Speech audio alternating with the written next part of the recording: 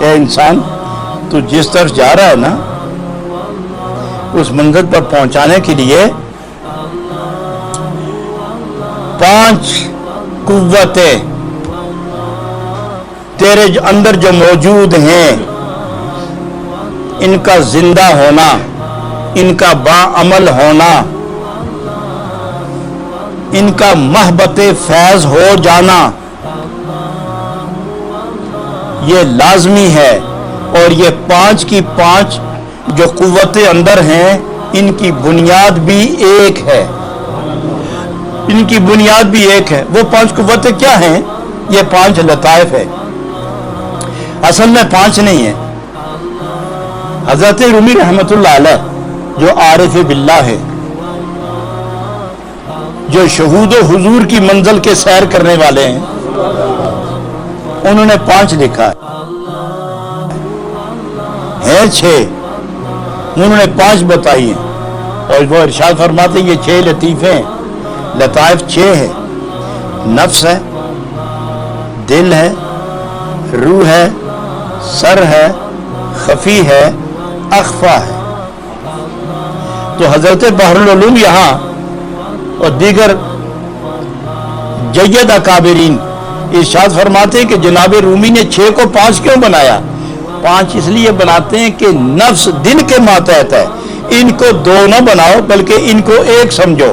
یہ نفس ہی ماتحت ہے دل کے، اور دل اثر انداز کرتا ہے سر پر، اور سر خفی پر، اور خفی اخفا پر۔ یہ 6 کے 5 ہوئے، اور 5 کی بنیاد ایک ہے، لہذا ان 6 کو زندہ کرنا، ان 5 کو زندہ رکھنا ضروری ہے۔ زندہ کس طرح ہوں گے؟ ان کو غذا دینی پڑے گی۔ دل کی غذا جدا ہے، نفس کی غذا جدا ہے، روح کی غذا جدا ہے، سر کی غذا جدا ہے، خفی کی غذا جدا ہے، اخفا کی غذا جدا ہے۔ یہ 6 لطیفے، 5 لطائف انسان کے اندر موجود ہے۔ جب تک یہ زندہ نہ ہو تو باطنی انسان، روحانی انسان اندھا ہوتا ہے، اور اندھا سفر طے نہیں کر سکتا۔ یہ 5 حص جب بیدار ہوتے ہیں تو اندر کی روشنی منزل کی نشاندہی کرتی ہے، پھر طالب سالک آسانی سے چلتا رہتا ہے۔ اب وہ جو فرماتے ہیں کہ دل کو زندہ کرنا، دل کو غذا دینا، وہ کیا طریقہ ہوگا اور دل کی غذا کیا ہے؟ تو ارشاد فرمایا دل کی غذا ذکر ہے، دل کی غذا ذکر ہے۔ الا بذکر اللہ تطمئن القلوب، کیونکہ دل ہی تڑپتا ہے، دل ہی پریشان ہوتا ہے، دل ہی تلاش کی آواز دیتا ہے، دل ہی جستجو پر آمادہ کرتا ہے۔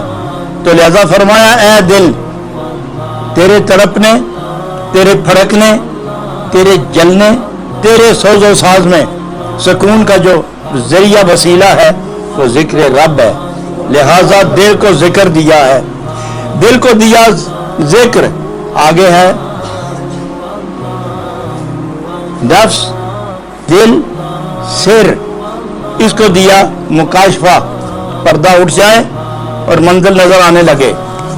آگے ہے خفی، خفی کو شہود و رضا دیا ہے،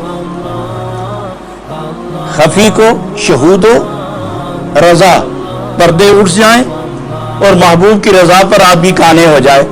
آگے ہے خفی تو اخفا، اخفا کو شہود و رضا، اس کے بعد ہے خفی، خفی کو فنا الفنا کا مقام دیا ہے۔ جب شہود و رضا سے گزرے تو فنا الفنا ہے، اور فنا الفنا وہ ہے کہ اس مقام پر بندہ پہنچتا ہے کہ محبوب کے بغیر ایک لمحہ اپنی طرف نہیں دیکھتا اور نہ پیچھے آتا ہے۔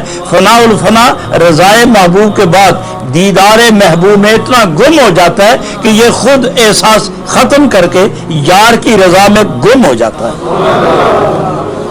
یہ ہے 5 وہ لطائف جس سے انسان زندہ ہوتا ہے باطنی۔ لیکن یہاں یہ لطائف پر بحث کرنا یہ نقش بندی سلسلے کا معمول ہے۔